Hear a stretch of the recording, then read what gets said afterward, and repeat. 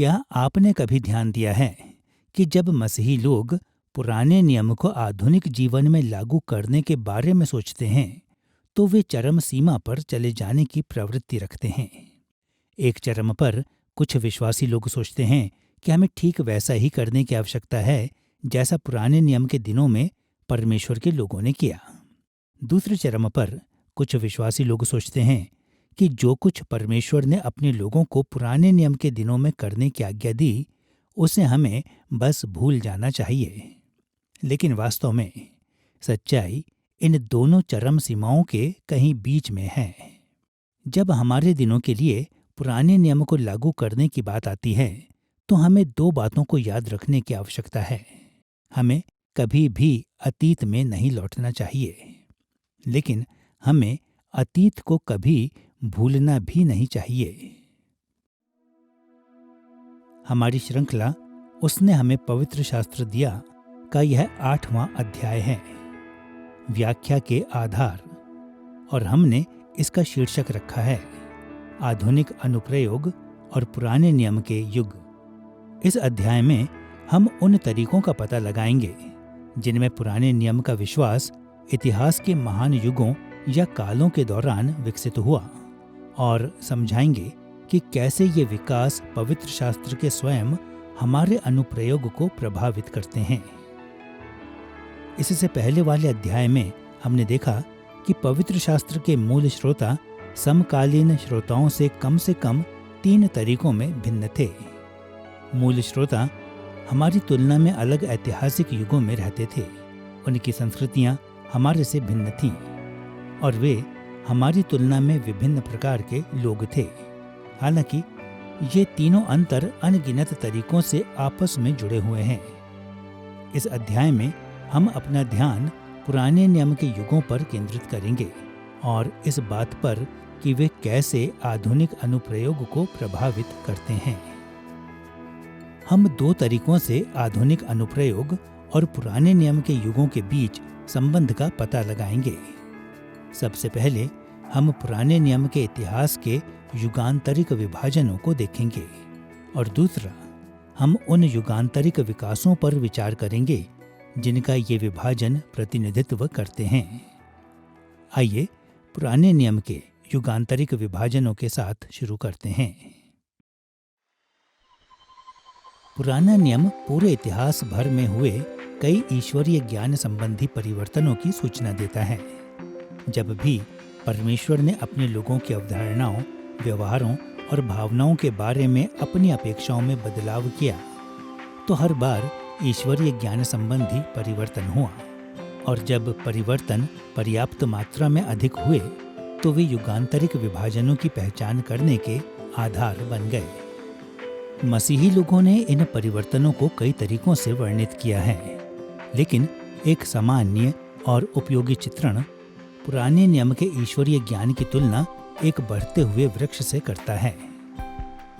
एक स्वस्थ वृक्ष जब एक छोटे से बीज से पूर्ण परिपक्वता की ओर बढ़ता है तो वह कई परिवर्तनों से होकर गुजरता है। लेकिन संसार के अधिकांश भागों में वृक्षों का विकास वार्षिक मौसम के चक्रों से जुड़ा है। ठंडे मौसमों में वृक्ष धीरे धीरे और गर्म मौसमों में तेजी से बदलने की प्रवृत्ति रखते हैं। पुराने नियम के ईश्वरीय ज्ञान का विकास भी मौसमी था। कभी कभी यह अपेक्षाकृत थोड़ा बदला, लेकिन अन्य समयों पर यह नाटकीय रूप से बदला और परिपक्वता के नए चरणों तक पहुंच गया। परिपक्वता के ये चरण पुराने नियम के युगांतरिक विभाजनों से मेल खाते हैं। प्रत्येक युग पुराने नियम के ईश्वरीय ज्ञान में पर्याप्त और लंबे समय तक चलने वाले परिवर्तनों द्वारा चिन्हित हुई समय की एक अवधि है। हम 3 चरणों में पुराने नियम के युगांतरिक विभाजनों पर चर्चा करेंगे। सबसे पहले हम उन विभिन्न तरीकों को स्वीकार करेंगे जिनमें विद्वानों ने बाइबल में दर्ज इतिहास को विभाजित किया है।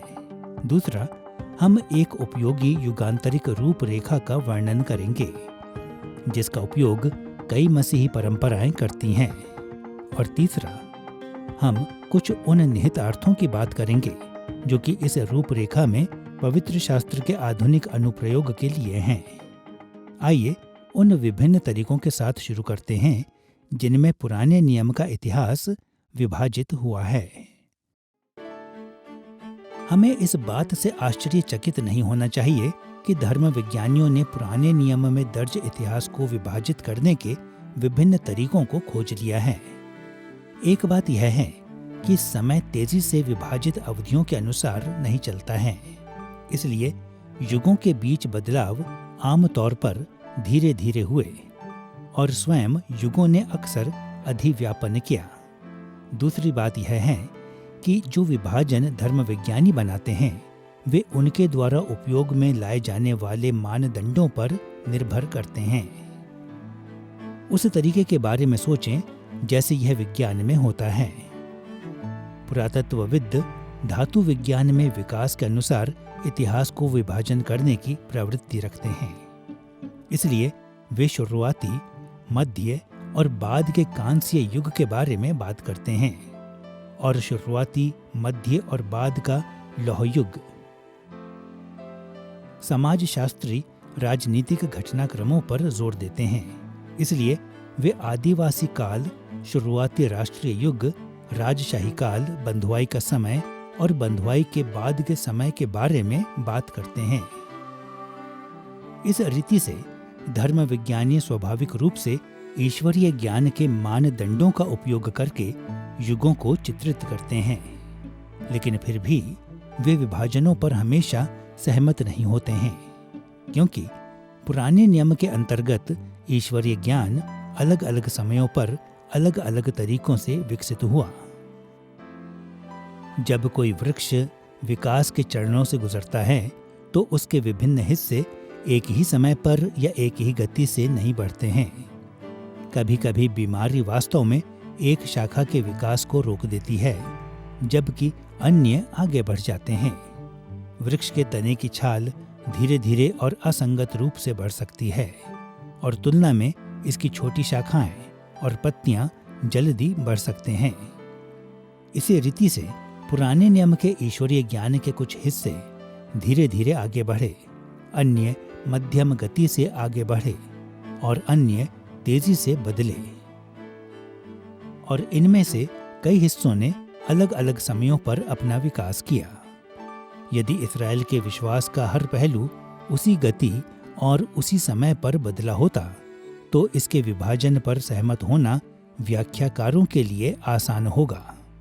लेकिन जैसा कि यह दिखता है, धर्म विज्ञानियों ने पुराने नियम के इतिहास को कई तरीकों से विभाजित किया है। यह देखते हुए कि सुसमाचार एक प्रगतिशील प्रकाशन है कि यह हमारे तक समय के साथ आया, तो यह जानना महत्वपूर्ण है कि वास्तव में हम परमेश्वर की विकसित होती योजना में कहाँ पर हैं। धर्म विज्ञानी अक्सर परमेश्वर की योजना को विभिन्न कालों और युगों में विभाजित करने की बात करते हैं। हमारे पास नए नियम में कई उदाहरण हैं कि कैसे नया नियम पुराने नियम को विभाजित करता है। आप मत्ती की वंशावली के बारे में सोचिए। यह अब्राहम से शुरू होती है और दाऊद से होकर जाती है। इसने अब्राहम से दाऊद, दाऊद से बंधुआई, बंधुआई से मसीह के संदर्भ में पुराने नियम के इतिहास को देखा। इसके अद्वितीय महत्व को देखते हुए और फिर यह हमारे पास कैसे पहुंचता है, वह एक तरीका है जिसमें बाइबल पुराने नियम के इतिहास को विभाजित करता है। ऐसे और भी अन्य तरीके हैं जिनमें नया नियम भी इसे विभाजित करता है। आप रोमियो अध्याय 5, पहला कुरिन्थियों अध्याय 15 में पौलुस के बारे में सोचिए। आप व्यवस्था से पहले, व्यवस्था के बाद आदम और मसीह के बारे में बात कर सकते हैं। इसलिए नया नियम ऐसा करने के कई तरीकों को दिखाता है। परमेश्वर की संपूर्ण मनसा पर मनन करने पर मैं जरूर मानता हूँ कि एक महत्वपूर्ण तरीका जिसमें हम ऐसा कर सकते हैं वह है बाइबल की वाचाओं के माध्यम से। यह बहुत दिलचस्प है कि जब आप आदम सृष्टि की वाचा से होकर चलते हैं, नूह से होकर, अब्राहम से होकर, अब्राहम वाली वाचा, इस्राएल के साथ जुड़ी पुरानी वाचा और मूसा, दाऊद वाली वाचा और फिर नई वाचा का पूर्वानुमान। मेरा मानना है कि यही है परमेश्वर द्वारा दिया गया तरीका जो छुटकारे का इतिहास तब खोलता है जब यह एक वाचा से दूसरी वाचा तक और अंततः यीशु मसीह में अपने चरम बिंदु की ओर ले जाता है। यह सोचने का एक बहुत ही उपयोगी तरीका है कि हम किस तरह उत्पत्ति से मसीह तक बढ़ते हैं, कैसे परमेश्वर की पूर्ण मनसा एक साथ फिट बैठती है। और बेशक ऐसे कई तरीके हैं जिनमें नया नियम पुराने नियम के इतिहास के लिए बात करता है। छुटकारे का इतिहास इस वाचा वाले पैटर्न का अनुसरण करता है। अब जबकि हमने पुराने नियम के इतिहास के विविध युगांतरिक विभाजनों की वैधता को स्वीकार कर लिया है, तो आइए एक सहायक रूपरेखा पर विचार करें जिसे कई व्याख्याकारों ने अपनाया है। प्रत्येक युग को परमेश्वर की एक वाचा के साथ जोड़कर पुराने नियम के इतिहास को विभाजित करना सबसे लोकप्रिय तरीकों में से एक है। अपने लोगों के साथ परमेश्वर की वाचा में हमेशा महत्वपूर्ण ईश्वरीय ज्ञान के बदलाव शामिल हैं और इसलिए युगों के विभाजनों के लिए ये उपयोगी सीमाओं को प्रदान करते हैं। कई मसीही परंपराएं 6 प्रमुख दिव्य वाचाओं की पहचान करती हैं।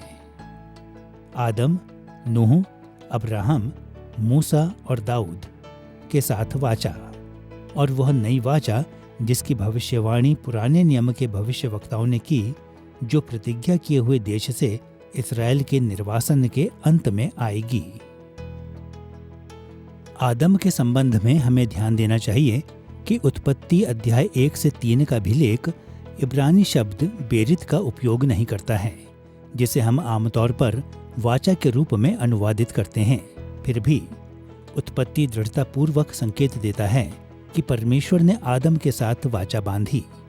सिर्फ एक उदाहरण के रूप में उत्पत्ति अध्याय 6 पद 18 में परमेश्वर ने कहा कि वह अपनी वाचा को नूह के साथ बांधेगा।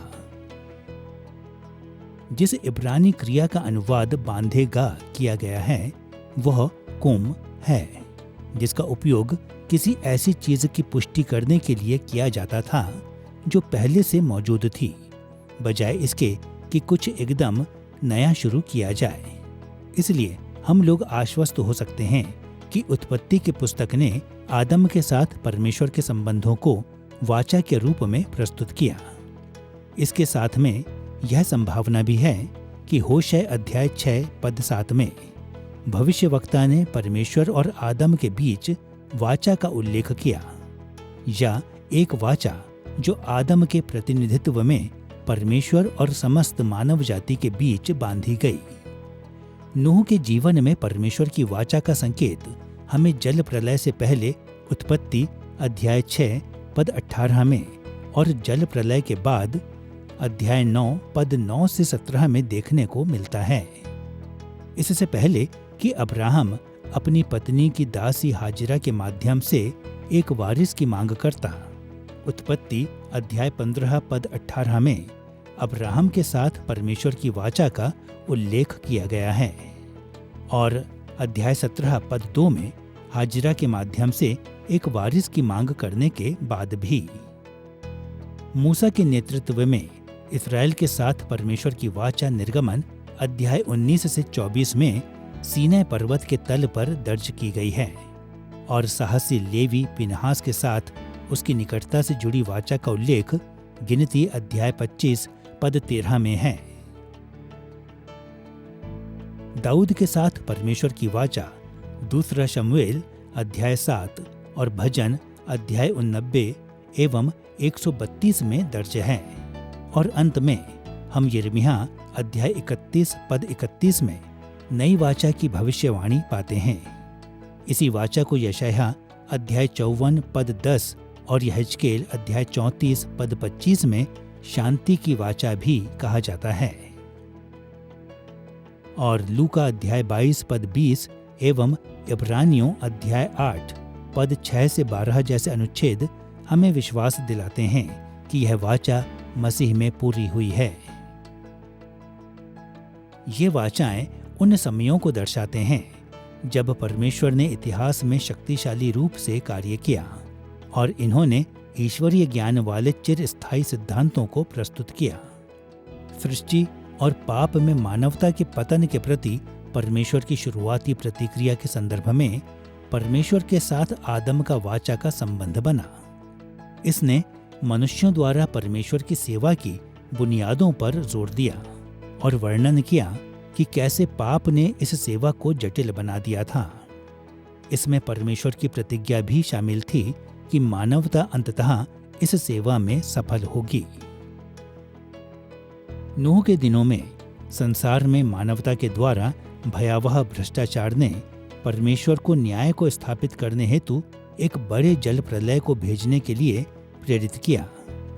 इसमें आश्चर्य नहीं कि नूह के साथ वाचा ने प्रकृति के स्थायित्व को स्थापित करने के लिए परमेश्वर की प्रतिज्ञा पर जोर दिया, ताकि पापी लोगों को उनके पाप को रोकने और परमेश्वर के प्रति उनकी मूल सेवा को पूरा करने का समय और अवसर मिल सके।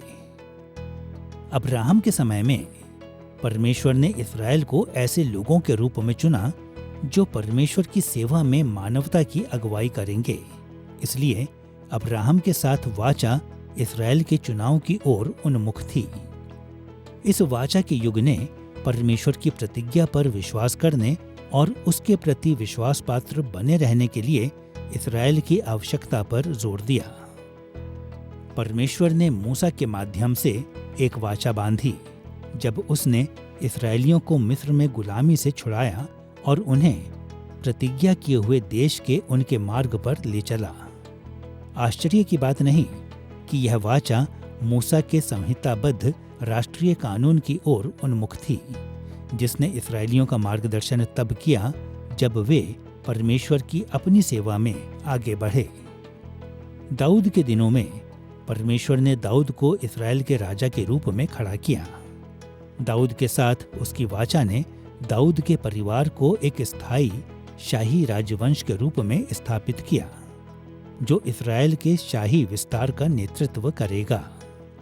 यह विस्तार परमेश्वर के प्रति इस्राएल की सेवा का एक महत्वपूर्ण पहलू था।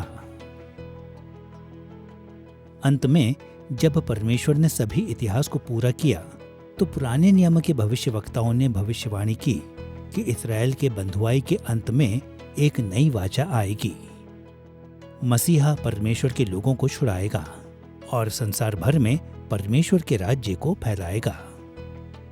परमेश्वर की प्रत्येक वाचा ने ऐसे अलग अलग तरीकों को स्थापित किया जिनमें उसने मनुष्यों से संबंध बनाया, और प्रत्येक वाचा ने उसके विश्वास पात्र लोगों के लिए उसकी सेवा में पालन करने हेतु नए सिद्धांतों को प्रदान किया। युगांतरिक विभाजन की हमारी चर्चा में अभी तक हमने उन विविध तरीकों को देखा जिनमें बाइबल का इतिहास विभाजित किया गया है और जिनमें युगों की एक सहायक रूपरेखा प्रदान की गई है। इस बिंदु पर अब हम इस रूपरेखा में पवित्र शास्त्र के आधुनिक अनुप्रयोग के लिए कुछ निहितार्थों को देखने के लिए तैयार हैं। पुराने नियम का युगों में विभाजन यह स्पष्ट करता है कि परमेश्वर चाहता था कि उसके लोग अलग अलग समयों पर अलग अलग तरीकों में ईश्वरीय ज्ञान के विषयों को समझें और लागू करें। और जैसे कि पुराने नियम के विश्वासियों से परमेश्वर की सेवा इस रीति से नहीं करने की अपेक्षा की गई थी जैसे कि वे इतिहास के पहले दौर में रहते हों, उसी तरह से नए नियम के विश्वासियों को पवित्र शास्त्र को इस रीति से लागू नहीं करना चाहिए जैसे कि वे इतिहास के पहले दौर में रहते हैं। कल्पना कीजिए कि आप एक इस्राएली हैं जो सुलेमान के दौर के यरूशलेम में परमेश्वर के मंदिर के बनाए जाने के कुछ ही समय बाद रह रहे हैं। आप जानते हैं कि आप दाऊद की वाचा के युग के दौरान रहते हैं। आप जानते हैं कि पहले मूसा के युग में इस्राएल ने मूसा के मिलाप वाले तंबू में बलिदान चढ़ाया। आप यह भी जानते हैं कि आपके अपने युग में परमेश्वर ने आपको सिर्फ मंदिर में बलिदान चढ़ाने की आज्ञा दी है। आपके ऐतिहासिक संदर्भ में मूसा के मिलाप वाले तंबू में बलिदान चढ़ाना परमेश्वर की इच्छा का उल्लंघन होगा। यही तब भी सत्य होगा यदि आप मूसा वाली वाचा के अधीन रहते और विभिन्न स्थानों पर वेदी बनाने और बलिदान चढ़ाने की ओर लौट जाते, जैसा कि अब्राहम और अन्य कुल पिताओं ने किया था। एक बार जब परमेश्वर ने आराधना में बलिदान के लिए एक नई तरीके की आज्ञा दी, तो उसने अपने लोगों से पुराने मार्गों पर कभी न लौटने की अपेक्षा की। इसी तरह से जब हम आराधना में बलिदान के पुराने नियम के आधुनिक अनुप्रयोग के बारे में सोचते हैं, तो हमें यह जानना होगा कि हम नई वाचा के युग में रहते हैं। जैसे कि नया नियम बार बार समझाता है, मसीह के एक बार सार्वकालिक सिद्ध बलिदान ने पहले के बलिदान के हर एक रूप का स्थान लिया है।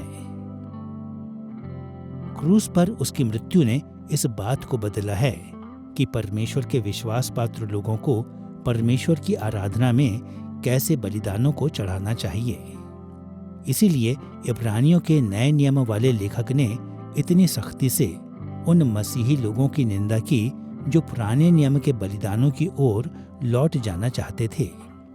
सबसे पहले उसने तर्क दिया कि मसीह ने यिर्मयाह अध्याय 31 में भविष्यवाणी की गई नई वाचा का उद्घाटन किया है। फिर उसने कहा कि नई वाचा के आने के बाद बलिदानों की पुरानी व्यवस्था लुप्त या अप्रयुक्त होती जा रही है। इब्रानियों अध्याय 8 पद 13 में जो उसने लिखा उसे सुनिए। नई वाचा की स्थापना से उसने प्रथम वाचा को पुरानी ठहरा दिया, और जो वस्तु पुरानी और जीर्ण हो जाती है उसका मिट जाना अनिवार्य है। यहाँ इब्रानियों के लेखक ने यूनानी शब्द पेलायाओ का उपयोग करते हुए कहा है कि नई वाचा के आगमन ने पुराने तरीकों को पुराना बना दिया है, जिसका अनुवाद पुराना बनाना या अप्रचलित भी हो सकता है।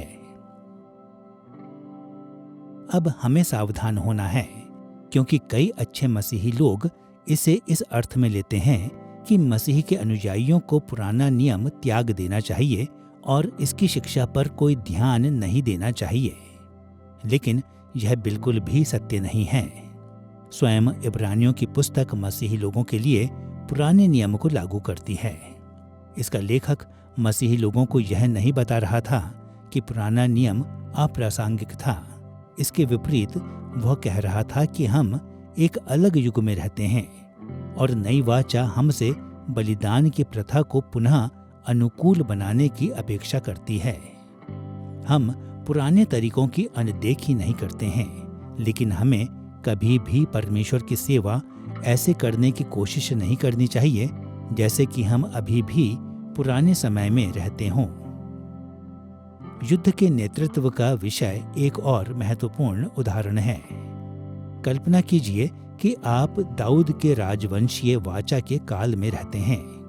आप जानते हैं कि परमेश्वर ने बुराई के खिलाफ युद्ध में अपने लोगों का नेतृत्व करने के लिए इस्राएल के राजाओं को ठहराया है।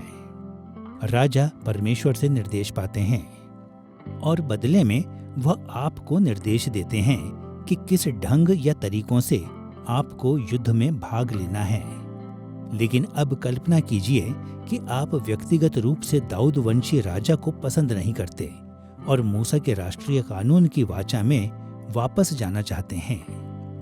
आप शायद गिदोन या यहोशू जैसे किसी एप्रेमी या स्वयं मूसा जैसे किसी लेवीय को पसंद कर सकते हैं, जैसा कि आपके पूर्वजों ने किया था।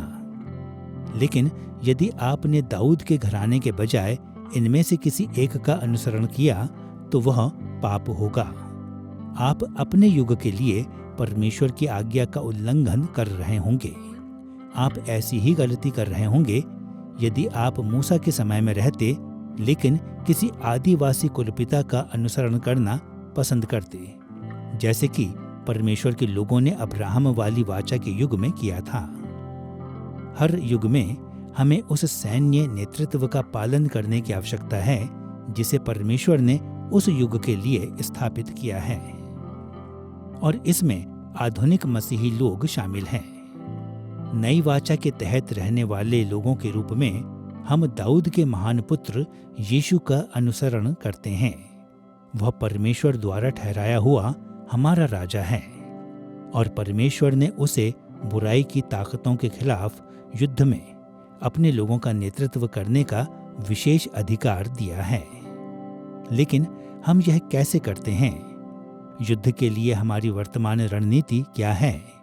इफिसियों अध्याय 6 पद 12 में जिस तरीके से प्रेरित पौलुस ने नई वाचा वाले युद्ध को समझाया, उसे सुनिए।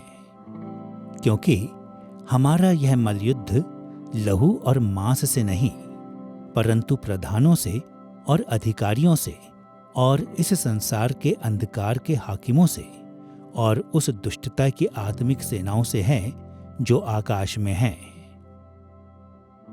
यह पहले वाले युग की रणनीति से एकदम अलग है, जब मूसा और दाऊद जैसे अगुओं ने शारीरिक मांस और लहू वाले युद्धों में परमेश्वर के लोगों का नेतृत्व किया। वहां पर भी आत्मिक लड़ाइयां थीं, लेकिन इन अगुओं ने परमेश्वर की आत्मिक सेनाओं का नेतृत्व नहीं किया था।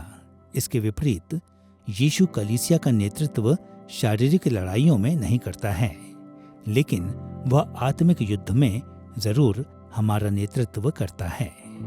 और यदि हम इस रणनीतिक बदलाव की अनदेखी करते हैं तो हम परमेश्वर की इच्छा का उल्लंघन करते हैं।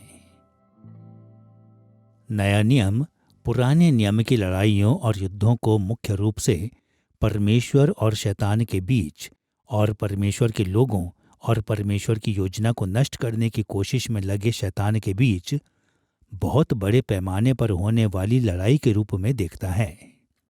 यदि आप इफिसियों अध्याय 6 के बारे में सोचते हैं कि आपकी लड़ाई शैतान की दुष्ट ताकतों के खिलाफ है और कि मसीही लोगों को इस युद्ध में दृढ़ता से बने रहने में सक्षम होने के लिए परमेश्वर के सभी हथियारों को धारण करना चाहिए, तो फिर यह आजकल के मसीहों के लिए भी लागू होता है, जो कि एक तरह से उसी लड़ाई का हिस्सा हैं।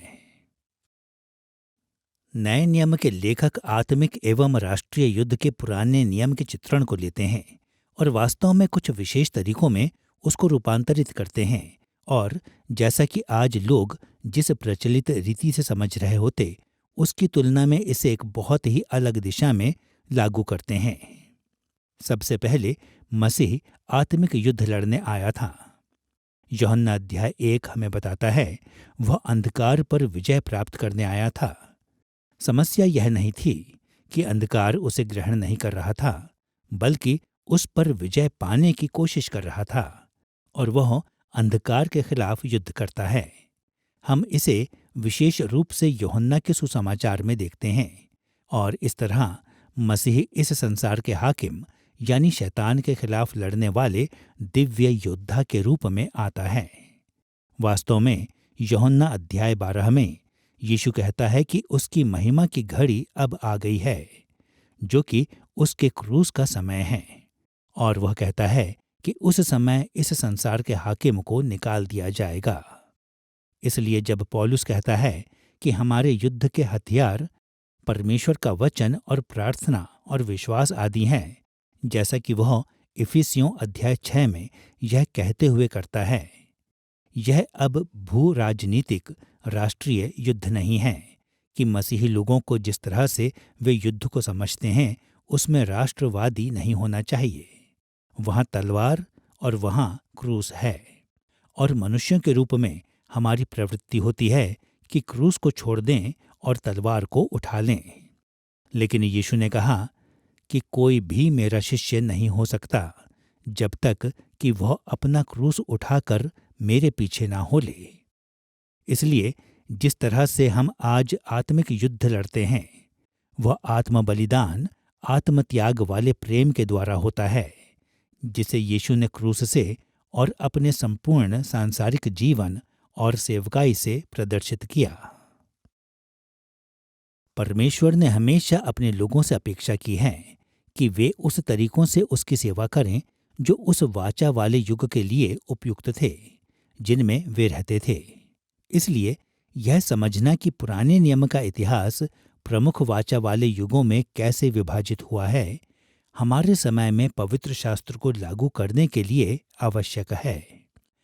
घड़ी को वापस घुमाने के बजाय, जैसे कि परमेश्वर ने इतिहास को आगे नहीं बढ़ाया है, हमें हर उस ईश्वरीय ज्ञान के विषय का पता लगाना होगा जो हर वाचा के युग से होते हुए मसीह में नई वाचा तक विकसित हुए हैं। अब जबकि हमने आधुनिक अनुप्रयोग और पुराने नियम के युगांतरिक विभाजनों के संदर्भ में पुराने नियम के युगों पर विचार कर लिया है, आइए उन तरीकों का पता लगाएं जिनमें युगांतरिक विकासों को आधुनिक अनुप्रयोग को प्रेरित करना चाहिए। युगांतरिक विकासों की अवधारणा को समझने के लिए आइए एक बार फिर से बढ़ते वृक्ष के बारे में सोचें। इस बार कल्पना कीजिए कि आपके पास एक बीज का चित्र है और उस बीज से उगाए गए वृक्ष का चित्र है। बीज और वृक्ष इतने अलग दिखते हैं कि यह विश्वास करना मुश्किल है कि वे अलग अलग समयों पर एक ही चीज हैं, लेकिन वे हैं। वे विकास के अलग अलग चरणों में एक ही जीव हैं, यहाँ तक कि यह साबित करने के लिए उनके डीएनए में समान आनुवांशिक संरचनाएं हैं।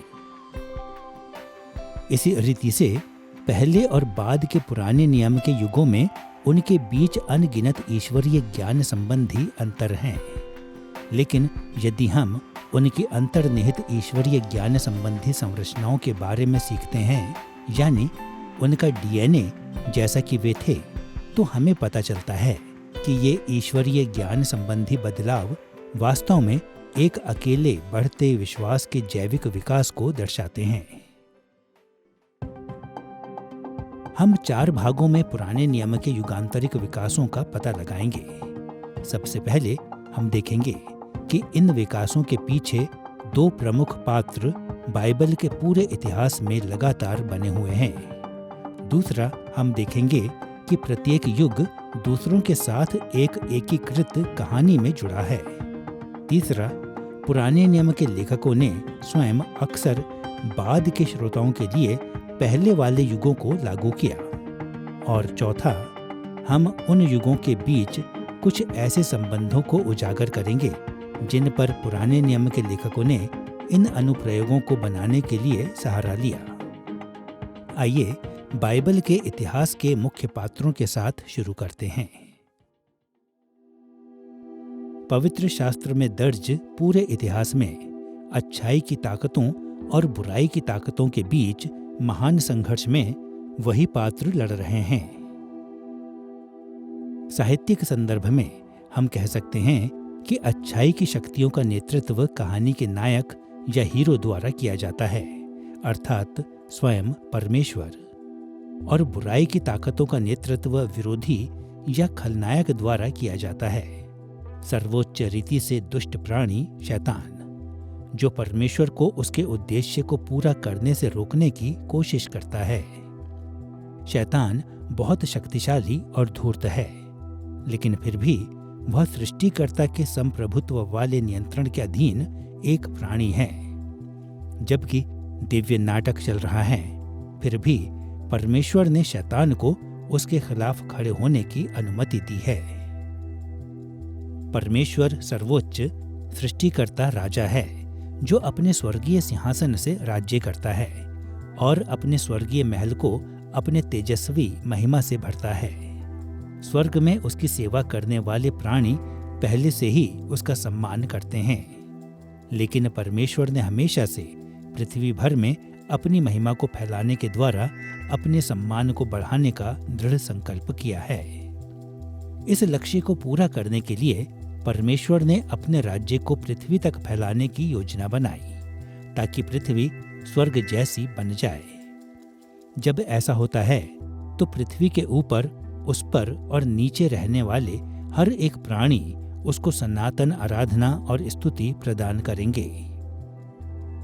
परमेश्वर असंख्य आत्माओं को नियोजित करता है जो इस लक्ष्य की ओर काम करते हैं, लेकिन उसने मानवता को, जो उसका पृथ्वी वाला स्वरूप है, पृथ्वी को भरने और उसे वश में करने का सम्मान दिया है। पूरे बाइबल में हम परमेश्वर के प्रतिनिधि हैं, जो उसकी महिमा के अंतिम निर्णायक प्रदर्शन के लिए पृथ्वी को तैयार कर रहे हैं। संघर्ष के दूसरी ओर परमेश्वर के लिए पृथ्वी को भरने और वश में करने से मानवता को रोकने की कोशिश करने के द्वारा शैतान परमेश्वर की महिमा के फैलाव का विरोध करता है। पूरे संसार भर में परमेश्वर के राज्य के फैलाव का विरोध करने के लिए शैतान कई आत्माओं और मनुष्यों को परमेश्वर के खिलाफ विद्रोह में और परमेश्वर के आत्मिक और मानवीय सेवकों के साथ संघर्ष में अगुवाई करता है।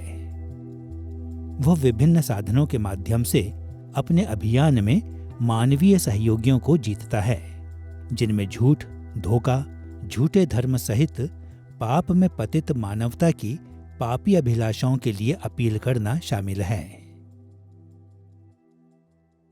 हर महान कहानी में एक नायक होता है और कोई ऐसा व्यक्ति होता है जो उस नायक के खिलाफ खड़ा होता है। एक नायक होता है जो कहानी का प्रमुख पात्र है और खलनायक जो उस पात्र के खिलाफ खड़ा होता है। और बाइबल सभी कहानियों में सबसे महान है और इसलिए यह देखना आश्चर्यजनक नहीं है जब आप पुराने नियम से होकर पढ़ते हैं तो वहाँ एक युद्ध है जो परमेश्वर एवं उसके प्रतिज्ञा किए हुए मसीहा और उस शैतान के बीच जारी है, जो उस मसीहा को कभी भी आने से रोकने के लिए वह सब कुछ करने की कोशिश कर रहा है जो वह कर सकता है। इसलिए अदन की वाटिका में पहले ही जब परमेश्वर ने यह प्रतिज्ञा की कि स्त्री से एक बीज उत्पन्न होगा जो शैतान का सिर कुचलेगा, उस समय से हर मोड़ पर आप शैतान को परमेश्वर का विरोध करते हुए देखते हैं। और स्पष्ट रीति से यहाँ तक कि जब एक छोटा बालक होता है, कई बार शैतान उस छोटे बालक की जान लेने की कोशिश कर रहा है, या जब परमेश्वर के लोग बढ़ रहे हैं तो वह उन्हें गुलामी में ले जाने और उन्हें कुचल डालने की कोशिश करता है। आप देखते हैं कि इस कहानी ने पूरे पुराने नियम से होकर बार बार एवं बार बार प्रदर्शन किया। पुराने नियम के इतिहास के कथानक में शुरुआत से ही परमेश्वर नायक है और शैतान खलनायक है। आप देखते हैं कि वाटिका में शुरुआत से ही, क्योंकि यह शैतान ही है जो आता है और आदम और हव्वा को बहकाता है, लेकिन वह उन्हें परमेश्वर के खिलाफ होने के लिए बहकाता है। और फिर निश्चित रूप से पतन के बाद हमें इस चल रहे संघर्ष का उल्लेख मिलता है जो बाकी के पूरे पुराने नियम में होने वाला है। और निश्चित रूप से नए नियम में वह सर्प के बीज और स्त्री हव्वा के बीज के बीच में है। और निश्चित रूप से यह अंततः मसीह में अपनी पूर्ति में अपने चरमोत्कर्ष पर पहुंचता है, जो शैतान को लज्जित करता और निर्णायक रीति से सदा के लिए उसे हरा देता है। और मैं सोचता हूँ कि फिर आप उसे देखते हैं जो सर्प के बीज के रूप में बार बार पुराने नियम में आता है, जिसकी कल्पना मैं सोचता हूँ हम परमेश्वर के शत्रुओं के रूप में कर सकते हैं, जो निरंतर परमेश्वर का विरोध करते, उसके लोगों का विरोध करते, उसके लोगों के साथ युद्ध करते, उसके लोगों को सताते हैं। और इस तरह आप इसे शुरू से अंत तक देखते हैं। और इस तरह आप जानते हैं कि जब आपके पास इस्राएल है, सिर्फ एक उदाहरण के लिए कहिए वह सताया जाता है और कहिए वह पलिश्तियों के साथ युद्ध में है, तो यह सिर्फ इस्राएल बनाम पलिश्ती न होकर उससे बहुत अधिक है। मैं सोचता हूँ कि इसके पीछे, इसकी पृष्ठभूमि में परमेश्वर और शैतान के बीच एक तरह का निरंतर जारी रहने वाला युद्ध है। अब हमें यह स्वीकार करना चाहिए कि आधुनिक मसीही लोग परमेश्वर और शैतान के बीच इस संघर्ष के महत्व को अक्सर भूल जाते हैं। हम में से कई लोग बहुत कम जागरूकता के साथ बाइबल को पढ़ते हैं कि कैसे अनुभाविक संसार परमेश्वर एवं उन आत्माओं के द्वारा प्रभावित किया जाता है जो उसकी सेवा करते हैं, और साथ में शैतान और उन आत्माओं द्वारा जो उसकी सेवा करते हैं। लेकिन पवित्र शास्त्र के मूल श्रोताओं की यह समस्या नहीं थी। वे पहले ही से आत्मिक और अनुभाविक वास्तविकताओं के बीच गतिशील अंतर संबंधों को समझते थे। वास्तव में प्राचीन संसार में यह विश्वास इतना आम था कि पवित्र शास्त्र के लेखकों ने कभी भी इसका पूरा विवरण प्रदान करने की आवश्यकता महसूस नहीं की। इसलिए आधुनिक लोगों के रूप में यदि हम इस आत्मिक संघर्ष के संदर्भ में पवित्र शास्त्र के नाटक को देखना शुरू करते हैं तो हमें पता चलेगा कि बाइबल के मूल श्रोताओं को पहले से ही क्या पता था। यह संघर्ष उस हर बात को रेखांकित करता है जो बाइबल कहती है। पवित्र शास्त्र के मुख्य पात्रों को ध्यान में रखते हुए आइए पुराने नियम के युगांतरिक विकासों के दूसरे पहलू की बात करते हैं, बाइबल की अंतर्निहित कहानी। वाचा वाले युगों के बीच अनगिनत भिन्नताओं के बावजूद ये सभी भिन्नताएं परमेश्वर और शैतान के बीच संघर्ष के बारे में एक एकीकृत और सब कुछ को शामिल करने वाले वृत्तांत में फिट बैठते हैं। सुविधा के लिए हम पवित्र शास्त्र के वाचा वाले युगों को बाइबल की कहानी में मुख्य अध्यायों के रूप में देखेंगे, जिनमें अनंत प्रशंसा प्राप्त करने के लिए परमेश्वर अपनी महिमा फैला रहा है। नाटक पहले अध्याय में शुरू होता है, आदम का युग। इस अध्याय की शुरुआत में परमेश्वर ने पहले मनुष्यों को एक ऐसे स्थान में रखा जहां उसकी दृश्यमान महिमा शुरू में पृथ्वी पर दिखाई दी, अर्थात अदन की वाटिका जो उसके पवित्र महल के रूप में कार्य करता था। सृष्टि करने के अपने उद्देश्य के अनुसार परमेश्वर ने पृथ्वी को भरने एवं वश में करने के द्वारा अपने पवित्र वाटिका की सीमाओं का विस्तार करने का कार्यभार आदम और हव्वा को दिया।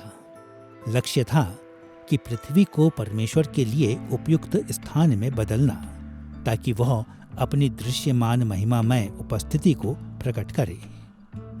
बेशक शैतान ने परमेश्वर के खिलाफ विद्रोह में पहले मनुष्यों का नेतृत्व करने के द्वारा इस योजना का विरोध किया और जवाब में परमेश्वर ने अपनी सृष्टि को श्राप दिया और मानवता के कार्य को कठिन बना दिया।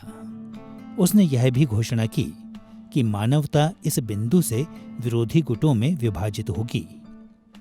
स्त्री के बीज में वे लोग शामिल होंगे जो परमेश्वर के उद्देश्यों को कार्यरत करेंगे और सर्प के बीज में वे लोग शामिल होंगे जो शैतान के विद्रोह के साथ जुड़ेंगे। इसी समय पर परमेश्वर ने प्रतिज्ञा की कि स्त्री का बीज अंततः शैतान और उसके बीज पर विजयी होगा। पुराने नियम के शेष वाचा वाले युग बाइबल की कहानी के मुख्य भाग को बनाते हैं। दूसरे अध्याय में नूह वाली वाचा के युग में परमेश्वर ने पृथ्वी को उस भयानक हिंसा से साफ किया जो मानवता ने शैतान का अनुसरण करते हुए की थी। उसने स्त्री के बीज के अवशेष नूह और उसके परिवार को भी बचाया और एक स्थिर संसार की स्थापना की, जिसमें मनुष्यों को जब वे पृथ्वी को भरते एवं वश में करते हैं तो आगे की भ्रष्टता का विरोध करने को कहा गया था।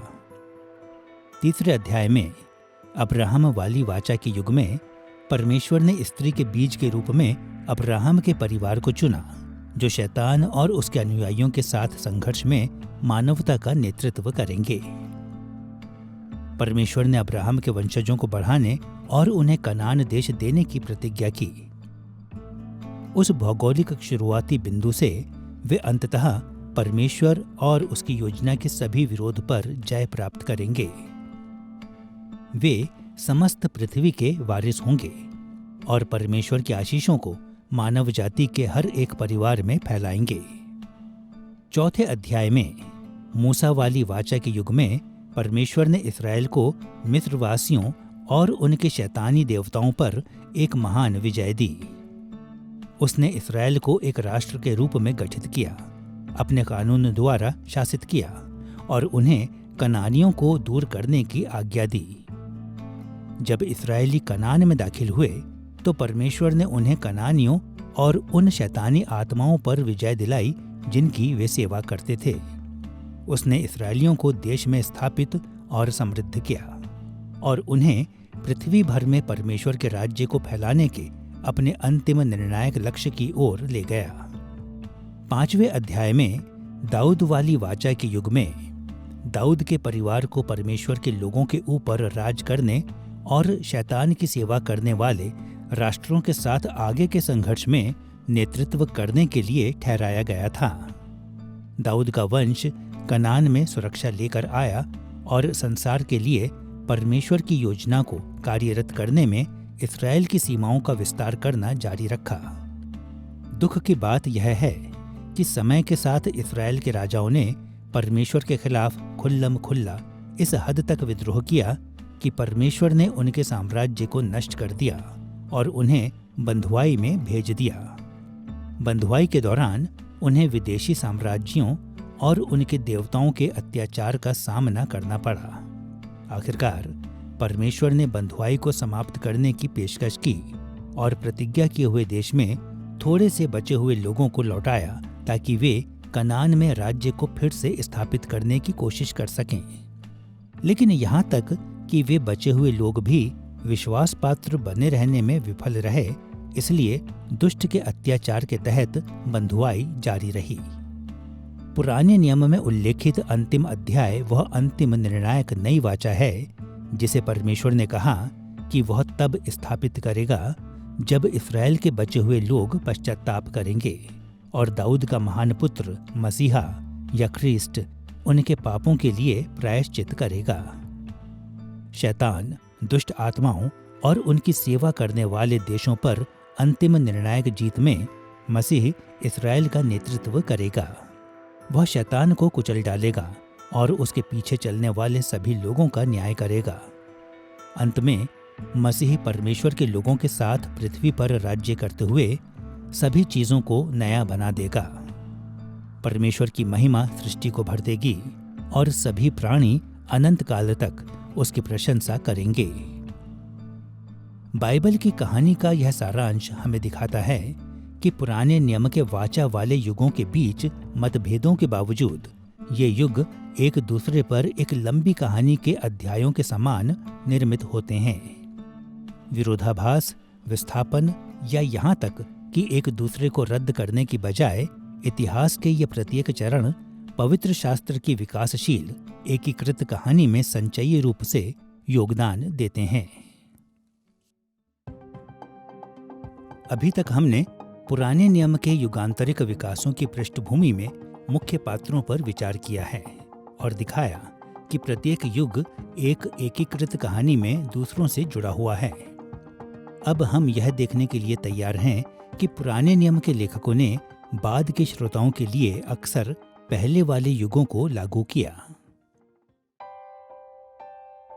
आपको याद होगा कि इस अध्याय के आरंभ में हमने यह कहते हुए पुराने नियम के अनुप्रयोग को सारांशित किया, कभी भी अतीत में नहीं लौटना चाहिए, लेकिन अतीत को कभी भूलना भी नहीं चाहिए।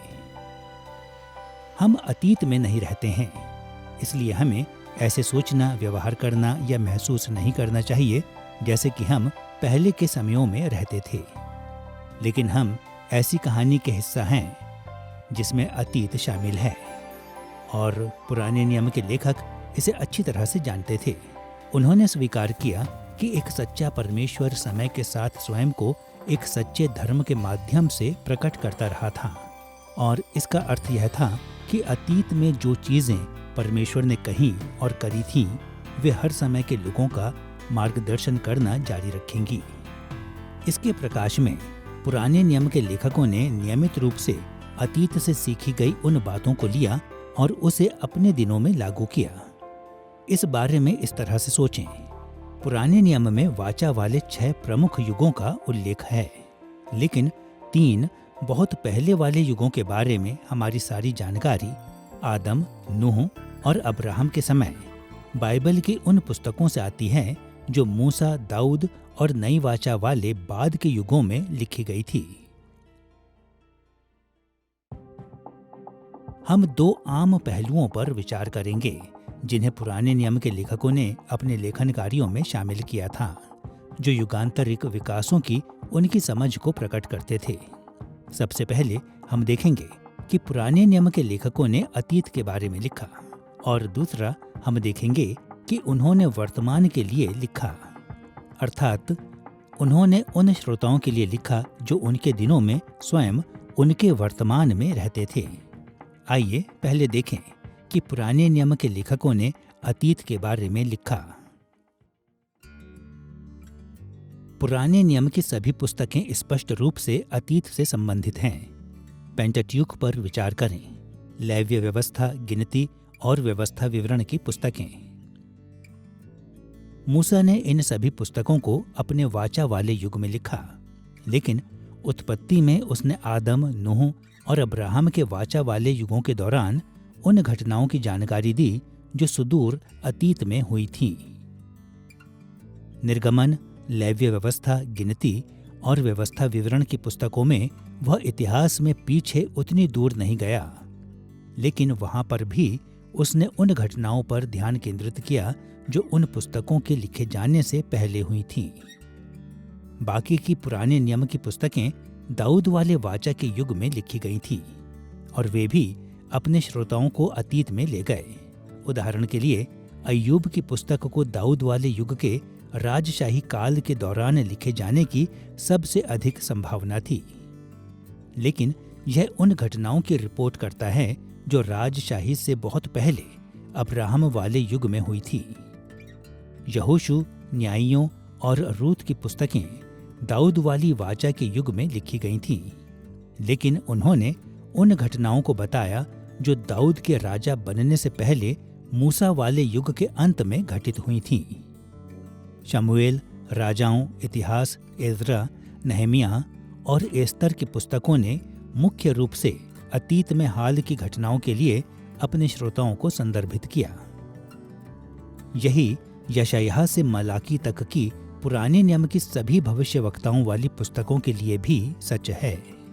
भविष्यवक्ताओं ने पहले उपदेशों और कार्यों के माध्यम से सेवकाई की और सिर्फ बाद में अपने समकालीन श्रोताओं का विस्तार करने के लिए अपनी सेवकाई को रिकॉर्ड किया। इस तरह उनकी पुस्तकें बहुत हद तक भविष्यवाणी वाले कार्यों और उपदेशों के लिखित रिकॉर्ड थे जो पहले ही किए जा चुके थे। बहुत कुछ इसी तरह नीतिवचन, श्रेष्ठ गीत और सभोपदेशक भी हाल के अतीत पर ईश्वरीय ज्ञान के चिंतन थे। अब जबकि हम समझ गए हैं कि पुराने नियम के लेखकों ने अतीत के बारे में लिखा था, आइए इस तथ्य पर ध्यान दें कि उन्होंने वर्तमान के लिए लिखा, अर्थात स्वयं अपने समकालीन श्रोताओं के लिए।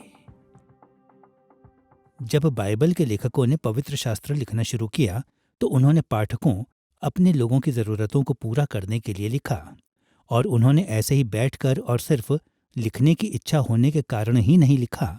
इसके बजाय उन्होंने अपने लोगों के शिक्षण, मार्गदर्शन और संरचना की आवश्यकता को पूरा करने के लिए लिखा। इस कारण से प्रत्येक पुस्तक के पीछे एक अभिप्रेत उद्देश्य था। प्रेरणा सिर्फ बैठ जाओ और लिखो का मुद्दा नहीं था। नहीं, मुद्दा था कि वहाँ एक आवश्यकता थी, उठो और लिखो। इसलिए प्रत्येक लेखक ने उस तरीके से जानकारी प्रदान करने के लिए अपने लोगों की आवश्यकता को ध्यान में रखा जिसे लोग समझ सकते थे। पवित्र शास्त्र के लेखकों ने उन श्रोताओं की परिस्थितियों पर बारीकी से ध्यान दिया जिनके लिए वे लिख रहे थे। हम हद से अधिक वहां नहीं जाना चाहते हैं।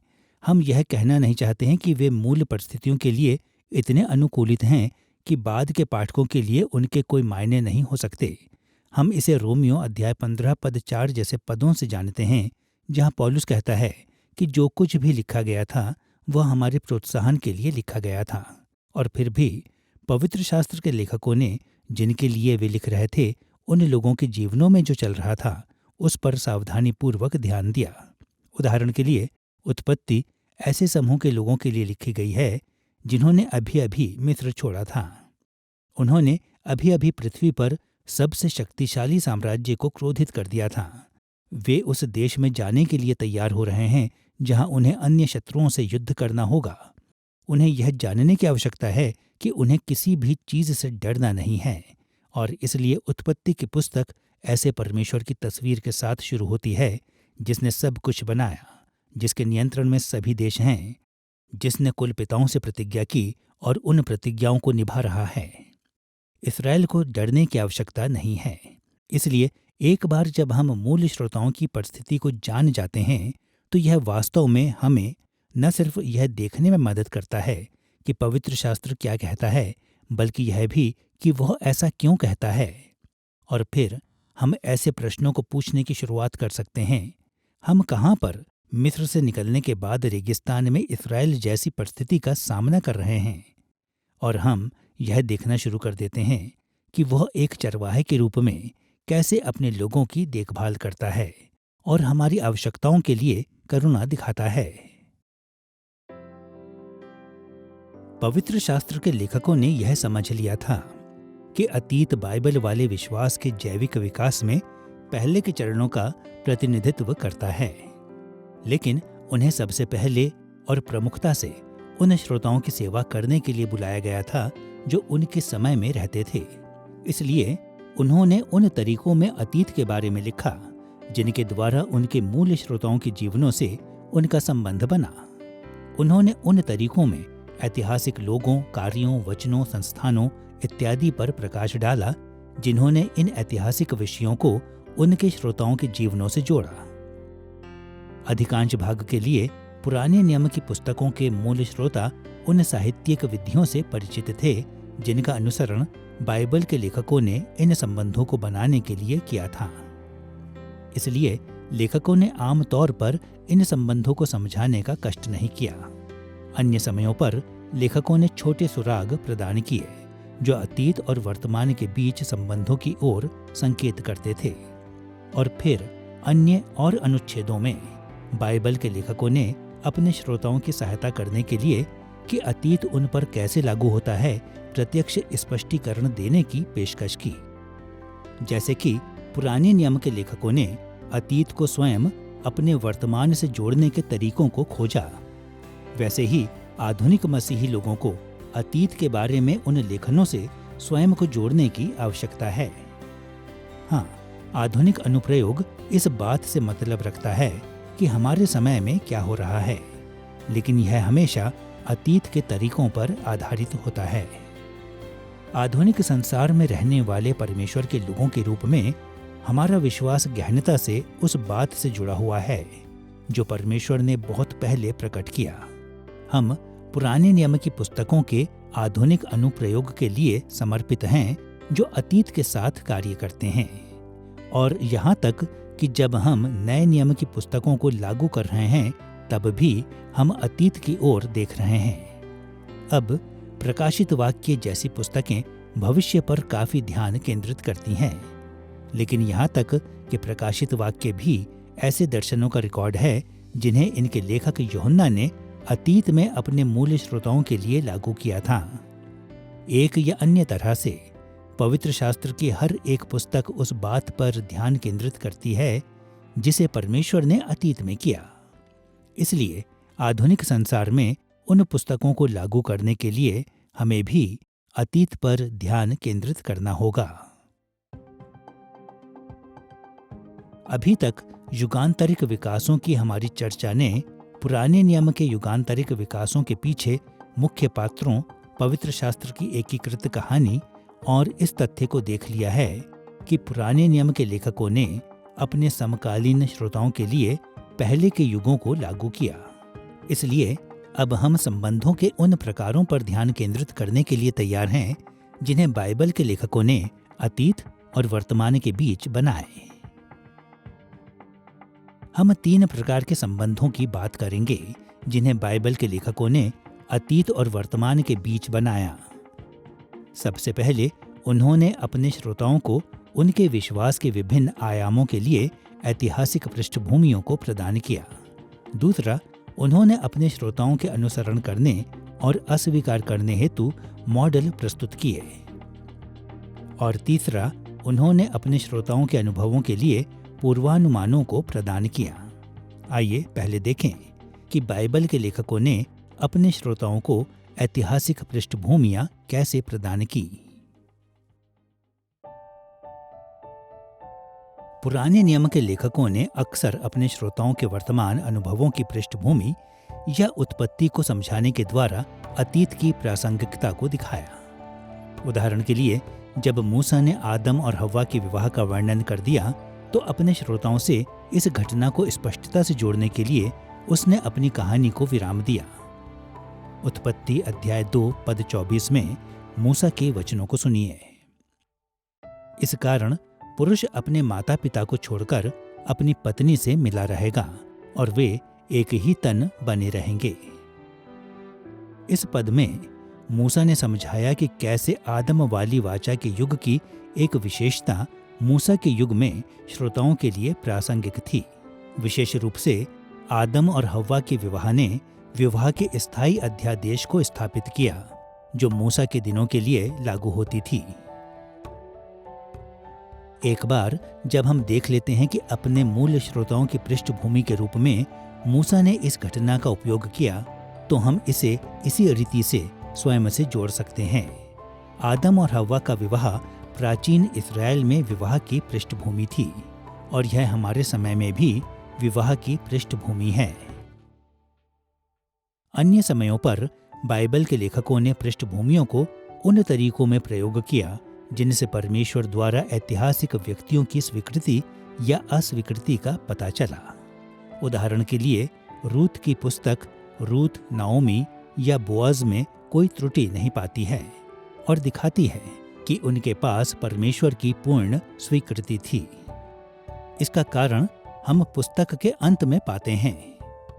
रूत अध्याय 4 पद 21 और 22 में इस वंशावली को सुनिए जो रूत की पुस्तक के अंत में है। और सलमोन से बोअज और बोअज से ओबेद और ओबेद से यिशै और यिशै से दाऊद उत्पन्न हुआ। यह वंशावली दिखाती है कि बोअज दाऊद राजा का प्रत्यक्ष पूर्वज था। यह समाप्ति मूसा के युग में हुई घटनाओं को मूल श्रोताओं के समय से जोड़ती है, जो कि दाऊद वाली वाचा के समय में रहते थे। बहुत संभावना है कि दाऊद की राजशाही की वैधता के लिए प्रश्न उठाए गए थे, क्योंकि वह मोआबी रूत से आया था। लेकिन रूत की कहानी दर्शाती है कि इस्राएल में उसका समावेश हर तरह से अनुकरणीय था और यह कि परमेश्वर ने उसे पूर्ण स्वीकृति दी। इस तरह रूत की पुस्तक ने पृष्ठभूमि प्रदान की जिसने इस्राएल के राजा के रूप में दाऊद के चयन को सुदृढ़ किया। और एक बार फिर से आधुनिक अनुप्रयोग में हमारे पास उस संबंध को फैलाने का अवसर है जिसे रूत के लेखक ने अपने मूल श्रोताओं के लिए बनाया। जिस तरह रूत के लिए परमेश्वर की स्वीकृति ने दाऊद के समय में दाऊद के वंश की वैधता को दर्शाया, यह उस पृष्ठभूमि को भी प्रदान करता है जो दाऊद के महान उत्तराधिकारी यीशु की राजशाही को हमारे समय में मान्य करता है। पृष्ठभूमि प्रदान करने के अलावा अतीत और वर्तमान के बीच लेखकों द्वारा बनाए गए संबंधों ने उन मूल श्रोताओं के लिए अनुसरण करने या अस्वीकार करने के लिए मॉडल भी प्रस्तुत किए। कभी कभी जब हम बाइबल की कहानी को पढ़ रहे होते हैं तो हम स्वयं से पूछते हैं, तो क्या यह एक अच्छा उदाहरण है या बुरा उदाहरण? क्या मुझे वही काम कर रहा होना चाहिए जो बाइबल में इस व्यक्ति ने किया है, या मुझे उससे कुछ अलग करना चाहिए? और उस प्रश्न का उत्तर देना अलग अलग अनुच्छेदों में अलग अलग हो सकता है। लेकिन यहाँ एक बहुत ही महत्वपूर्ण सिद्धांत है जो बहुत सी बाइबल की कहानियों पर लागू होता है, और वह है जिसे मैं परिणामों का सिद्धांत कहना पसंद करता हूँ। और वह है कहानी के अंत में देखना और यह देखना कि उस व्यक्ति के साथ क्या होता है। क्या उन्हें परमेश्वर की आशीष प्राप्त हुई या क्या उन्हें परमेश्वर का दंड प्राप्त हुआ? और अक्सर वहीं एक सुराग होता है जिसकी हमें यह पता लगाने के लिए आवश्यकता पड़ती है कि क्या कोई व्यक्ति हमारे लिए अच्छा उदाहरण स्थापित कर रहा है या बुरा उदाहरण। आइए यहोशू की पुस्तक में से मॉडल के उन 2 उदाहरणों पर दृष्टि डालें जो दाऊद वाले युग में रहने वाले मूल श्रोताओं के लिए मूसा वाले युग की घटनाओं को दर्ज करते हैं। यहोशू के लेखक ने यहोशू अध्याय 2 से 6 में यरीहो की लड़ाई में इस्राएल के प्रदर्शन का एक सकारात्मक मॉडल प्रस्तुत किया, और यहोशू अध्याय 7 में ऐ की लड़ाई में उनके प्रदर्शन में एक नकारात्मक मॉडल। यरीहो की लड़ाई के लंबे वृत्तांत में ऐसा कोई संकेत नहीं है कि यहोशू, उसके जासूसों या इस्राएल की सेना ने परमेश्वर की इच्छा के विरुद्ध कुछ भी ऐसा कार्य किया था। उन्होंने यरीहो से कुछ दूरी पर गिलगाल में खतना करने के द्वारा परमेश्वर के प्रति संपूर्ण समर्पण को दिखाया, और जैसे परमेश्वर ने आज्ञा दी थी, उन्होंने नगर के चारों ओर गाते, चिल्लाते और तुरही बजाते हुए लेवियों और याजकों के अनुगमन किया। इसलिए यहोशू के लेखक ने यहोशू की कहानी का समापन इन सकारात्मक शब्दों के साथ यहोशू अध्याय 6 पद 27 में किया। और यहोवा यहोशू के संग रहा और यहोशू की कीर्ति उस सारे देश में फैल गई। लेकिन यहोशू अध्याय 7 पद 1 में ऐ के लिए लड़ाई का वृत्तांत कैसे शुरू होता है उसे सुनिए। परंतु इस्राएलियों ने अर्पण की वस्तु के विषय में विश्वासघात किया। यह पद यरीहो की लड़ाई में इस्राएल के सकारात्मक मॉडल की तुलना में ऐ के युद्ध में इस्राएल के नकारात्मक मॉडल की विषमता को दिखाता है। जब इस्राएल ने पहली बार ऐ के छोटे शहर पर हमला किया तो इस्राएल की विशाल सेना हार गई, क्योंकि परमेश्वर की इस आज्ञा के विरुद्ध विद्रोह में कि युद्ध की सारी लूट उसके लिए अर्पण की जाए, इस्राएली आकान ने यरीहो से संपत्ति चुरा ली थी। यहोशू और इस्राएल युद्ध में ऐ को तब तक नहीं हरा पाए जब तक कि पहले परमेश्वर द्वारा उनका सामना नहीं हुआ। उन्होंने अपने पापों से पश्चाताप न किया और आकान और उसके परिवार को गंभीर दंड नहीं दिया गया। यरीहो और ऐ की लड़ाइयों के बीच विषमता ने यहोशू के पाठकों को अनुसरण करने के लिए सकारात्मक मॉडल और अस्वीकार करने के लिए नकारात्मक मॉडल दोनों प्रस्तुत किए। इन मॉडल का अवलोकन करके दाऊद के युग में मूल पाठकों को सीखना था कि युद्ध में स्वयं अपने राजाओं का पालन कैसे करना है। बेशक मसीह के अनुयायियों के रूप में हम यहोशू के समान शारीरिक युद्ध नहीं करते हैं, क्योंकि नया नियम हमें सिर्फ आत्मिक युद्ध के लिए बुलाता है। फिर भी आधुनिक अनुप्रयोग में हमें आत्मिक युद्ध में शामिल होने के उचित तरीकों को सीखने के लिए इन्हीं के जैसे सकारात्मक और नकारात्मक मॉडल के संबंधों का विस्तार करने की जरूरत है। सीधे शब्दों में कहें तो हमें परमेश्वर के प्रति समर्पित होना चाहिए, जैसे यरीहो पर यहोशू था, और हमें उसकी आज्ञाओं की अवहेलना करने से बचना होगा, जैसे आकान ने ऐ पर किया था। निश्चित रूप से इन व्यापक आधुनिक अनुप्रयोगों से संबंधित अनगिनत विवरण हैं, लेकिन यहोशू के लेखक ने जो संबंध अपने मूल श्रोताओं के लिए बनाए, उन सभी को उन तरीकों में बढ़ाया जा सकता है जो हमें अपनी परिस्थितियों के लिए उन विवरणों को निर्धारित करने में मदद करते हैं। बाइबल हमें कई तरीकों में सिखाती है कि एक धार्मिक जीवन को कैसा होना चाहिए, पाप क्या है आदि। कभी कभी इसे सीधे शब्दों में भी हमसे कहा गया है, आपको यह करना या आपको यह नहीं करना, या तू यह करना या तू यह ना करना। लेकिन बहुत बार हमें उन वास्तविक लोगों का इतिहास देने के द्वारा भी सिखाया गया है जिन्होंने अपना जीवन दैनिक जीवन जिया, और जब हम उन्हें पढ़ते हैं तो हम जानते हैं कि हमें उनके उदाहरण से सकारात्मक या नकारात्मक रूप से सीखना चाहिए। रोमियो की पुस्तक में यह कहता है, जितनी बातें पहले से लिखी गईं वे हमारी ही शिक्षा के लिए लिखी गई हैं कि हम धीरज और पवित्र शास्त्र के प्रोत्साहन द्वारा आशा रखें। इसलिए हमारे पास सकारात्मक उदाहरण हैं जिनका हमें अनुकरण करना है, और हमारे पास नकारात्मक उदाहरण हैं जिनसे हमें बचना है। जैसे जब दाऊद ने बतशेबा के साथ व्यभिचार किया, 10 आज्ञाओं से हम जानते हैं कि यह गलत था।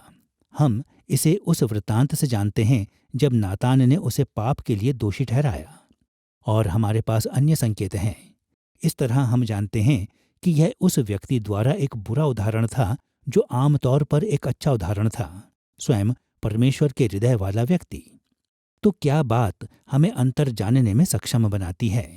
परमेश्वर की व्यवस्था, स्पष्ट शिक्षाएं, उपदेश, और फिर यह जीवन में कार्यरत रहा है, और हम दोनों को एक साथ रख सकते हैं। आप जानते हैं कि कभी कभी यह बहुत कठिन होता है जब आप यह जानने के लिए पवित्र शास्त्र को देखते हैं कि क्या कोई व्यक्तिगत चरित्र या उसका जीवन वह बात है जिसका हमें अनुसरण करना चाहिए। और हमें यह याद रखना है कि सिर्फ एक है जिसको हम जानते हैं कि हम अनुसरण कर सकते हैं, वह स्वयं यीशु है। वही एकमात्र ऐसा है जो हमारी समालोचना पर पूर्ण खरा उतरता है। बाकी सभी को हमें बहुत सावधानी से जांचना चाहिए। उनका जिक्र अगर बाइबल में है तो आमतौर पर यह जरूरी नहीं कि हमारे अनुकरण करने हेतु ही है, लेकिन जब हम यह पता लगाने की कोशिश कर रहे हैं कि कब हमें अनुकरण करना है, कब हमें जीवन का सबक उनसे मिल रहा है और कब नहीं, तो आपको संदर्भ को देखना होगा। उन कार्यों के बारे में, उन कार्यों के परिणामों के बारे में क्या कहा गया है। क्या वे राज्य के विस्तार के लिए योगदान करते हैं या नहीं। लेकिन मुख्यतः नैतिक आज्ञाओं को देखें जो पवित्र शास्त्र में हैं और वहां अपना निर्णय दें, और यीशु को छोड़कर सभी को उचित रीति से जांचें। हम जानते हैं कि जो कुछ भी उसने कहा और किया वह भला, सत्य और सुंदर है। बाकी सभी लोग बाइबल की नैतिकता के सूक्ष्मदर्शी तले आते हैं। अंत में पृष्ठभूमियों और मॉडल को प्रदान करने के अलावा पुराने नियम के लेखकों ने अपने मूल श्रोताओं के अनुभवों के पूर्वानुमानों को शामिल करने के द्वारा अतीत और वर्तमान के बीच संबंधों को बनाया। बाइबल के लेखकों ने अक्सर अतीत के बारे में उन तरीकों में लिखा जो बताते थे कि कैसे अतीत की घटनाएं उनके दर्शकों के सामने आने वाली परिस्थितियों के एकदम समान थीं। संबंध का यह प्रकार उस साहित्यिक उपकरण के समान है जिसे पूर्वाभास कहा जाता है। पूर्वाभास में कोई लेखक कहानी के पूर्व विवरणों को उन तरीकों से प्रस्तुत करता है जो बाद के विवरणों का पूर्वानुमान लगाते हैं, और बाइबल के लेखकों ने कभी कभी इन्हीं उद्देश्यों के साथ अतीत के बारे में लिखा।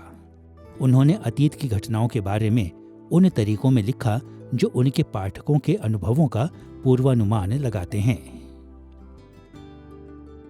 एक प्रसिद्ध पूर्वानुमान अब्राहम की मिस्र की यात्रा के बारे में मूसा की कहानी है, जो उत्पत्ति अध्याय 12 पद 10 से 20 में दर्ज है। निश्चित रूप से मूसा ने अब्राहम के युग में जो कुछ हुआ उसकी सच्चाई बताई, लेकिन उसने कहानी को उन तरीकों में समझाया जिससे उसके मूल श्रोताओं को अब्राहम और स्वयं के बीच कई समानताओं को पहचानने में मदद मिली। उदाहरण के लिए, अब्राहम अकाल के कारण मिस्र को गया, जैसा कि मूसा के मूल पाठक मिस्र में अकाल के कारण थे। फिरौन ने मिस्र में सारा को अपने हरम में लाकर अन्यायपूर्ण तरीके से अब्राहम को बंदी बना लिया था। ठीक वैसे ही इसी तरह मिस्रियों ने मूसा के दिनों में इस्राएलियों को गुलामों के रूप में रखा। परमेश्वर ने फिरौन के घराने पर महामारी भेजकर अब्राहम को छुड़ाया, और मूसा के दिनों में उसने मिस्र और फिरौन के घराने पर महामारियों को भेजकर इस्राएल को छुड़ाया। फिरौन ने अब्राहम को बहुत धन देकर वापस भेजा, और मूसा के दिनों में निर्गमन में फिरौन और मिस्रियों ने इस्राएलियों को बहुत धन के साथ भेज दिया। मूसा ने इन समानताओं को यह दिखाने के लिए बनाया कि अब्राहम के अनुभव ने स्वयं उनके अनुभव को पूर्वानुमानित किया। मूसा अपने मूल पाठकों को प्रोत्साहित करना चाहता था कि वे मिस्र में अपने समय को आदर्श मानने से फिर जाएं, और कि वे अपने छुटकारे को उनकी ओर से शक्तिशाली कार्य के रूप में देखें। एक बार फिर आधुनिक अनुप्रयोग में हमारा कार्य उस संबंध को देखना है जिसे मूसा ने अब्राहम के जीवन से लेकर अपने मूल श्रोताओं के लिए बनाया, और उस संबंध को हमारे आधुनिक जीवनों के लिए विस्तार करना है। उदाहरण के लिए, नया नियम सिखाता है कि मसीह ने हमें दुष्ट के अत्याचार से बचाया है, ठीक उसी तरह जैसे परमेश्वर ने पहले अब्राहम को छुड़ाया और बाद में इस्राएलियों को छुड़ाया। इस तरह की समानताओं के माध्यम से मिस्र के लिए अब्राहम की यात्रा उन तरीकों का पूर्वानुमान लगाती है जिनमें आधुनिक मसीहों को परमेश्वर के प्रति हमारे विश्वास और सेवा को समझना चाहिए। जब भी हम पवित्र शास्त्र को लागू करते हैं तो हमें उन युगांतरिक विकासों पर विचार करने की आवश्यकता है जो बाइबल के और हमारे समयों के बीच हुए हैं, और पुराने नियम के लेखकों ने पृष्ठभूमियों, मॉडल और पूर्वानुमानों के माध्यम से जिन संबंधों को बनाया, वे ऐसे पैटर्न प्रस्तुत करते हैं जो इन ऐतिहासिक युगों के बीच खाई को पाटने में हमारी मदद करते हैं। आधुनिक अनुप्रयोग और पुराने नियम के युगों पर इस अध्याय में हमने पुराने नियम के इतिहास के युगांतरिक विभाजनों को, उनकी विविधता, युगों की एक आम रूपरेखा और इन विभाजनों के निहितार्थों के संदर्भ में देखा है। इन विभाजनों के बीच युगांतरिक विकासों पर उनके सुसंगत पात्रों, एकीकृत कहानी, बाइबल के लेखकों द्वारा पहले के युगों के उपयोग और युगों के बीच संबंधों के संदर्भ में विचार किया, जो हमारे अनुप्रयोग की मदद करते हैं। जैसा कि हमने देखा, परमेश्वर की वाचाओं ने बाइबल के इतिहास को प्रमुख युगों में विभाजित किया, जिनके अलग अलग ईश्वरीय ज्ञान वाले झुकाव थे। इसलिए हमें कभी भी अतीत के तरीकों की ओर लौटकर अपने समय में परमेश्वर की सेवा करने की कोशिश नहीं करनी चाहिए, लेकिन हमें उस बात को कभी नहीं भूलना चाहिए जिसे परमेश्वर ने अतीत में प्रकट किया। जब हम उन तरीकों पर ध्यान केंद्रित करते हैं जिनमें ईश्वरीय ज्ञान के विषय जैविक रूप से एक युग से दूसरे तक विकसित हुए, तो हम पाते हैं कि वाचा वाले पहले के युगों में परमेश्वर ने जो कुछ भी प्रकट किया, उनमें हमारे युग में उसकी सेवा करने के बारे में हमें सिखाने के लिए बहुत कुछ है, यहाँ तक कि मसीह में नई वाचा वाले युग में भी।